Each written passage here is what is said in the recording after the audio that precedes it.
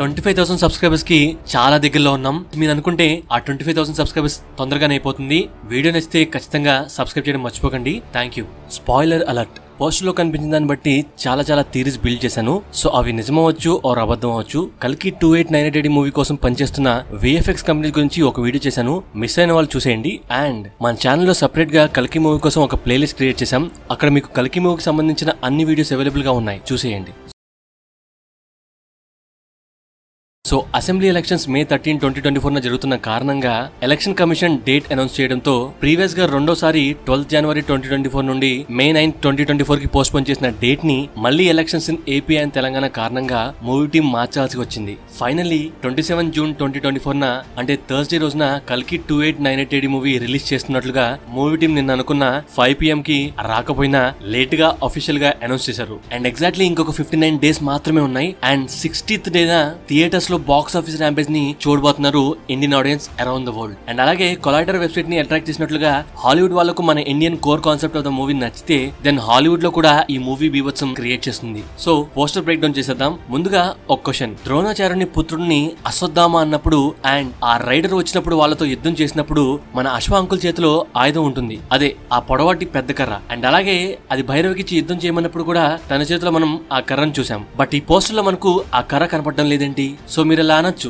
ప్రభాస్ గారి వెనకాల ఉందేమో అని. కానీ ప్రీవియస్ పోస్టర్స్ లో చాలా క్లియర్ గా ఆ కర్ర వాళ్ళిద్దరికంటే హైట్ గానే ఉన్నట్లుగా చూపించారు. సో ఇంతకీ అదేమైనట్లు అనేది క్వశ్చన్. సో మీకు తెలిస్తే సరదాగా కామెంట్ చేయండి. అండ్ మన దగ్గర ఒక థియరీ ఉంది, అది ఈ వీడియోలోనే దాని గురించి చెప్పేటప్పుడు చెప్తాను. అండ్ ఈ రిలీజ్ డేట్ పోస్టర్ లో నేను అబ్జర్వ్ చేసినవి వాళ్ళ ముగ్గురు కలిసి ఆ రైడర్స్ ని మట్టు పెట్టారని క్లియర్ గా అర్థమవుతుంది. సో ఆ రైడర్స్ చనిపోవడం వల్ల లేజర్ గన్స్ కింద పడిపోవడాన్ని మనం క్లియర్ గా అబ్జర్వ్ చేయొచ్చు. ఇంట్రెస్టింగ్ విషయం ఏంటంటే ఆ ముగ్గురు కాళ్ళ దగ్గర పొగలాగా కనిపిస్తుంది. అది పొల్యూషన్ వల్ల వచ్చిన పొగ కాదు, అండ్ ఏదో కాలితే వచ్చిన పొగ కూడా కాదు. ఆ రైడర్స్ చనిపోయిన తర్వాత వాళ్ళ బాడీస్ నుండి బయటకు వస్తున్న పొగ అది. ఐదర్ ఈ రైడర్స్ మిగతా రైడర్స్ కంటే డిఫరెంట్ అవ్వచ్చు ఆర్ వాళ్ళు సేమ్ అవ్వచ్చు. ఎందుకంటే వాళ్ళకు ఫ్రంట్ సైడ్ ఏదో ట్యూబ్స్ పెట్టినట్లుగా కనిపిస్తుంది. మేబీ అది ఆక్సిజన్ ప్యూరిఫైర్ అనుకోవచ్చా? అంటే అందులోనే ఆ పొగ వస్తుందా అనే క్వశ్చన్ రైజ్ అయితే మేబీ ఆన్సర్ ఇస్ నో అని చెప్పొచ్చు. అంటే సమ్ రీజన్స్ వాళ్ళు చనిపోయిన తర్వాత వాళ్ళ నుండి స్ట్రేంజ్ గా ఆ పొగ అంటే ఆ గ్యాస్ ఫామ్ బయటకు వస్తుంది. అంటే ఆ గ్యాస్ ఏదైతే ఉందో ఆ ముగ్గురు కాళ్ళ దగ్గర రివాల్వ్ అవుతూ ఉంది. సో అది సూపర్ న్యాచురల్ గ్యాస్ అయి ఉండొచ్చు. మేబీ అది రైడర్స్ వాళ్ళ సైన్యాన్ని ఆవహించవచ్చు. It might be in the form of polluted gas. So అది మెల్లిగా కొద్దిగా ఎర్త్ మీద ఉన్న మనుషుల్ని ఆవహించవచ్చు. Or it might be different gas. But అదైతే డెఫినెట్లీ నాట్ నార్మల్ గ్యాస్. వాళ్ళు చనిపోతేనే అది బయటకు వస్తుంది. సో అందుకనే ఆ ముగ్గురు వాళ్ళకి ఏమవుతుంది అని వాళ్ళ బాడీస్ వైపు చూస్తున్నట్లుగా అనిపిస్తుంది. అంటే దీపిక గారు కింద చూస్తున్నారు, మిగతా ఇద్దరు మేబీ చుట్టూ దూరంగా ఉన్న వాళ్ళ బాడీస్ ని అబ్జర్వ్ చేస్తూ ఉండొచ్చు. సో ఎప్పుడైతే ఆ గ్యాస్ ఫామ్ మనకు కనిపించిందో అప్పుడే నాగేశ్వర గారు చెప్పిన మాటలు గుర్తొచ్చాయి. అదే కమల్ హాసన్ గారు టీజర్ లో ఉన్నారు కదా అనే మాటలు. సో ఆ మాటలకు అర్థం చాలా మంది మేబీ కమల్ హాసన్ గారు ఏఐ అయి ఉంటారు అని అనుకుంటున్నారు. మేబీ ఏఐ కూడా కరెక్ట్ అవ్వచ్చు. బట్ ఈవిల్ గా చూపించడానికి గ్యాస్ ఫామ్ అనేది సూటబుల్ గా ఉంది అనిపించి నేను గెస్ చేస్తున్నాను. సో మేబీ కలి ఒక హ్యూమన్ బాడీని కంట్రోల్ చేయకుండా అన్ని హ్యూమన్ బాడీస్ ని ఈ గ్యాసెస్ ఫామ్ లో ఆవహించి తన కంట్రోల్ లో పెట్టుకుని ఉండొచ్చు. సో ఇలాంటి ఫీట్ మనం మన పాత తెలుగు మూవీస్ లో చాలా వాటిలో చూసాం. వాళ్ళు అప్పట్లోనే ఎంతో అడ్వాన్స్ గా ఆలోచించేవాళ్ళు. బట్ ఇప్పటి టెక్నాలజీ లేదు కాబట్టి అప్పుడున్న టెక్నాలజీతోనే వాళ్ళ విజువల్స్ ని క్రియేట్ చేశారు. ఎగ్జాంపుల్ గా భైరవ దీపం మూవీలో ఒక గ్యాస్ ఫామ్ వచ్చి రాజుగారి కోటలో ఉన్న అందరినీ నిద్రపరిచి హీరోయిన్ రోజా గారిని మంచం మీదే నిద్రపరిచి ఎత్తుకెళ్ళిపోతుంది. సో ఇది అండ్ కల్కిలోనిది ఒకటే అని చెప్పడం లేదు, అండ్ అలాగే ఉంటుందని చెప్పడం లేదు. But maybe gases form is the easiest form to go anywhere. So దానికి పవర్ అవసరం లేదు, భూమి మీద ఉన్న ఎయిర్ ఉంటే చాలు, అంటే వీచే గాలుంటే చాలు. సో మేబీ డైరెక్టర్ గారు కాంప్లికేటెడ్ గా చూపించకుండా జస్ట్ సింపుల్ గా గ్యాసెస్ ఫామ్ లో కూడా కలి ఉన్నాడు అని చూపించవచ్చని మన గెస్. సో అయితే ఏదో అలా కాదు, సమ్ ఈవిలిస్టిక్ వేలో ఖచ్చితంగా ఎస్టాబ్లిష్ చేస్తారు. సో మేబీ ఆ కలి ప్రాజెక్ట్ కి వల్ల అలా గ్యాసెస్ ఫామ్ లో ఈ 2898 AD లోకి అడుగు పెట్టొచ్చు. సో అందుకనే నాగేశ్వర గారు కమల్ హాసన్ గారు టీజర్ లోనే ఉన్నారు కదా అని అన్నారు. దాని అర్థం ఐదర్ అక్కడ ఉన్న పొల్యూటెడ్ ఎయిర్ లో ఆయన ఉన్నారని అనుకోవచ్చు, అండ్ ఆల్సో ఆయన ప్రతి రైడర్ ని ఆవహించి ఉన్నారు in the form of gases state అని అనుకోవచ్చు. సో అలా డైరెక్టర్ నాగేశ్వర గారి మాటలకు జస్టిఫికేషన్ జరిగింది. బట్ ఒక క్వశ్చన్ ఏంటంటే, మరి దీపిక గారు కూడా రైడర్ దగ్గరికి మిగతా ఆడవాళ్లతో పాటు బందీగా ఉన్నారు కదా, వాళ్ళని కూడా రైడర్ గా మార్చారా అంటే మేబీ మార్చకపోవచ్చు. అండ్ వాళ్ళను ఆ రెడ్ కలర్ రూమ్ లో ప్రాజెక్ట్ కి ఎక్స్పెరిమెంట్స్ కోసం పెట్టవచ్చు. సో ఇక్కడ ఒక point, first riders normal human beings అయి ఉండొచ్చు, but followers of A cult of కలి, అంటే కలి వస్తాడని బిలీవర్స్ గా మారి ఆ ఆర్మీలో జాయిన్ అయి ఉండొచ్చు అండ్ ఈవిల్ పనులు చేస్తూ ఉండొచ్చు. ఎప్పుడైతే కలి వస్తాడో ఆ రైడర్స్ అందరినీ ఆవహించి వాళ్ళ ద్వారా తన ఆపరేషన్స్ ని చేస్తూ ఉండొచ్చు ఆర్ చేపిస్తూ ఉండొచ్చు. So finally that gas is very very dangerous. Maybe people యొక్క థాట్స్ ఈవిల్ గా ఉంటే వాళ్ళని పొగ వచ్చి ఆవహించవచ్చు. So it's totally a guess or ఇది స్టోరీలో ఉండొచ్చు ఆర్ ఉండకపోవచ్చు. ఒకవేళ ఉంటే తిట్టుకోకండి. అండ్ సేమ్ పోస్ట్ లో ఇంకొక అబ్జర్వేషన్ ఏంటంటే అశ్వాంకుల్ ఫోర్ హెడ్ మీద ఆ మనీ ఉంది అండ్ ఆయనకు గాయాలు లేవు. ఆబ్వియస్లీ ఆ మనీ ఉంటే గాయాలుండవు, దెబ్బలు తగ్గిపోతాయి. అండ్ ఎలాగో మనీ ఉన్నా లేకపోయినా ఆయన్ని ఎవరు చంపలేరు. బట్ స్టిక్ ఏమైనట్లు అంటే మేబీ ఆయన మాయం చేసి ఉండొచ్చు. అంటే వాళ్ళని కొట్టడానికి స్టిక్ ఎందుకు అని ఆర్ ఫైట్ అయిన తర్వాత మాయం చేసి ఉండొచ్చు. అంటే శివలింగం దగ్గర ధ్యానం చేస్తున్నప్పుడు ఆ స్టిక్ ని మనకు చూపించలేదు అండ్ మనకి ఎక్కడ కనపడలేదు. బట్ ఫైట్ చేసేటప్పుడు అండ్ ఒంటరిగా నడిచేటప్పుడు మాత్రమే ఆయన ఆ స్టిక్ ని యూజ్ చేస్తారేమో. సో ధ్యానం సమయంలో కూడా ఆ స్టిక్ ని ఆయన మాయం చేసి ధ్యానంలోకి వెళ్ళిపోయి ఉండొచ్చు.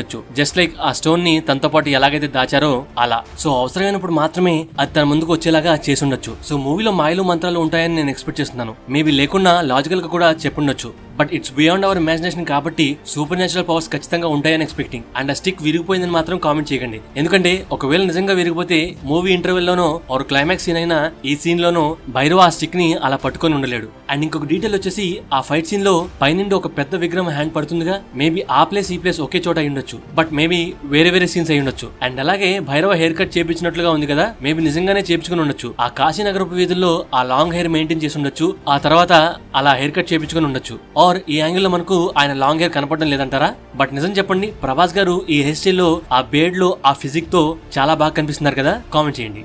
అండ్ అలాగే తన హ్యాండ్ కున్న టాటూని అబ్జర్వ్ చేశారుగా, డిజైన్ డిఫరెంట్ గా ఉంది కదా. అండ్ మహాశివరాత్రి రిలీజ్ అయిన పోస్టర్ లో తనకు లాంగ్ హెయిర్ ఉంది అండ్ ఆ టాటూ వేరేగా ఉంది. బట్ మహాశివరాత్రి టైంలో వచ్చిన పోస్టర్ ని మీరు క్లియర్ గా అబ్జర్వ్ చేస్తే అక్కడ గ్యాప్ ఉంది అండ్ ఆ గ్యాప్ ఈ రిలీజ్ పోస్టర్ కి మ్యాచ్ అవుతుంది. సో చేతికి జబ్బల బ్యాక్ సైడ్ న మహాశివరాత్రి పోస్టర్ కవర్ చేస్తే ఫ్రంట్ సైడ్ న ఈ రిలీజ్ పోస్టర్ కవర్ చేసింది. సో రెండు పోస్టర్స్ లో ఉన్న design same. Everything for a reason అంటారుగా. బట్ ఆ టాటూ ఎందుకు వేసుకున్నారో నో ఐడియా. ఏదైనా స్ట్రైక్ అయితే తర్వాత మాట్లాడుకుందాం. And the last detail in this poster is ఆ colour tone of that area. Some bright light pollution తో లైట్ తో పాటు డార్క్నెస్ కూడా ఉంది కాబట్టి ఆ కల్కి టైటిల్ పేరు బ్లాక్ కలర్ లో కనిపిస్తుంది. అంటే ఆ ఏరియా వచ్చేసి ఒక డ్రై ల్యాండ్ అని అర్థం వచ్చేలాగా ఆ టైటిల్ ని బ్యాక్గ్రౌండ్ ని డిజైన్ చేశారని అనిపిస్తుంది. అండ్ నెక్స్ట్ డీటెయిల్ వచ్చేసి మొన్న రిలీజ్ అయిన ఎక్స్ట్రాడినరీ పోస్టర్. ఈ డిజైన్ నాకైతే చాలా చాలా బాగా నచ్చింది. ఆ ట్రయాంగులర్ ఫ్లవర్ సింబల్ లో గోల్డెన్ కలర్ వచ్చి ఆ old fort greenish bluish colour లో మిక్స్అప్ చేసి ఆ బ్లాక్ కలర్ కాస్ట్యూమ్ రైడర్ వచ్చి అక్కడ నుంచున్నట్లుగా బాగా డిజైన్ చేశారు. అండ్ ఆ సరౌండింగ్స్ కి తగ్గట్లుగా కల్కి టైటిల్ ని గ్రీనిష్ అండ్ వైటిష్ కలర్ లో డిజైన్ చేశారు. సో ఇక్కడ టైటిల్ కలర్ వైట్ అంటే మేబీ అది చుట్టూ ఉన్న మంచు పర్వతాలకు సంకేతంగా ఆ కలర్ ని డిజైన్ చేసి ఉండొచ్చు. అంటే ఈ స్ట్రక్చర్ ఎక్కడైతే ఉందో అక్కడ చుట్టుపక్కల మంచు పర్వతాలు ఉన్నట్లుగా అర్థం. కానీ ఆ రైడర్ వచ్చిన టైం కి మంచు ఆవిరైపోయి ఐస్ కరిగిపోయి జస్ట్ పర్వతాలే మిగిలొచ్చు.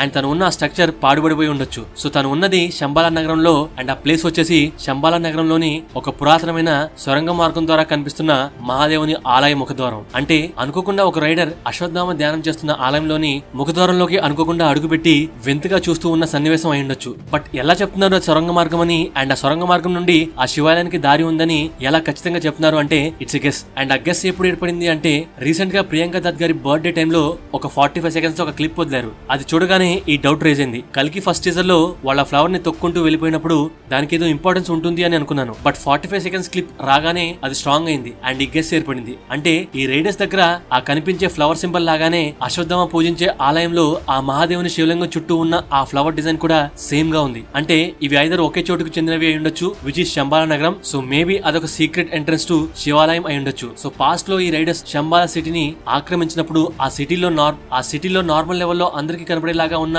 ప్లెయిన్ సైట్ లో ఉన్న టెంపుల్ ఎంట్రన్స్ లో మేబీ ఈ సింబల్ ఉండొచ్చు. అండ్ ఆ ట్రయాంగులర్ డిజైన్ మధ్యలో ఒక రెక్టాంగులర్ షేప్ కనిపిస్తుంది. So it might B entrance for Ashwatthama ధ్యానం చేస్తున్న శివాలయం. సో అది చాలా సీక్రెట్ గా జాగ్రత్తగా సీక్రెట్ గా వాళ్ళు జాగ్రత్త చేసి ఉండొచ్చు. అంటే వరల్డ్ మొత్తంలో ఆ టైం కి మిగిలి ఉన్న ఏకైక శివలింగం అదే అయి ఉండొచ్చు. సో ఇట్ మీన్స్ అది వాళ్లకు ఎంత ఇంపార్టెంటో ఒక్కసారి ఆలోచించండి. సో అందుకనే దాన్ని అలా సీక్రెట్ గా భద్రపరిచారు. సో అక్కడికి అనుకోకుండా రైడర్ ఇలా వచ్చి అశ్వాంకుల్ చేతిలో పోవచ్చు. So that's the myth behind that flower symbol. And ఆ కిడ్ మేబీ అదే ఎంట్రెన్స్ నుండి లోపలికి రావచ్చు. బికాస్ వాళ్ళ పెద్దవాళ్ళు ఆ మార్గాన్ని ఆ ఎంట్రెన్స్ గురించి అక్కడ శివలింగం గురించి డిస్కషన్ కారణంగా విని మేబీ అది వెతుక్కుంటూ ఆ టెంపుల్ లోకి అడుగు పెట్టొచ్చు. సో ఫస్ట్ టైం ఆ రైడర్స్ వచ్చే టైంలో ఆ ఫ్లవర్ క్లోజ్డ్ గా ఉంది కాబట్టి వాళ్ళు ఈ ఆలయాన్ని ఏమి చేయలేదు. బట్ ఈసారి ఆ కిడ్ ఎంట్రన్స్ ఓపెన్ చేసి లోపలికి వచ్చింది కాబట్టి ఆ ఎంట్రన్స్ నుండి ఆ రైడర్ లోపలికి వచ్చి ఉండొచ్చు. సో అలా ఈ పోస్టర్స్ నుండి ఆ అశ్వత్థామ టీజర్ కి లింక్ కలిపి ఒక థియరీ జనరేట్ చేశాను. So it might B right are it might be wrong. ఎలాగో మూవీ రిలీజ్ అయ్యే టైం కి ఇదంతా మీరు మర్చిపోతారు. ఇన్ కేస్ మీకు గుర్తుంటే మూవీలోని ఎమోషన్స్ విజువల్స్ తో కంపేర్ చేసుకుంటే నేను చెప్పింది చాలా చాలా చిన్నది. సో స్టోరీ తెలిసినా మీరు మూవీని విజువల్ పరంగా, ఎమోషన్స్ పరంగా, మ్యూజిక్ పరంగా డెఫినెట్లీ ఎంజాయ్ చేస్తారనేది నా strong belief. Because there is Nag Ashwin గారు అండ్ 25,000 సబ్స్క్రైబర్స్ కి జస్ట్ 1000 సబ్స్క్రైబర్స్ దూరంలో ఉన్నాం. మీరు అనుకుంటే అది ఈజీగా అయిపోతుంది. వీడియో నచ్చితే సబ్స్క్రైబ్ చేయండి అండ్ మన social media Twitter and Instagram ని ఫాలో అవ్వండి మనతో డైరెక్ట్ గా ఇంటరాక్ట్ అవ్వడం కోసం. And thank you, love you all.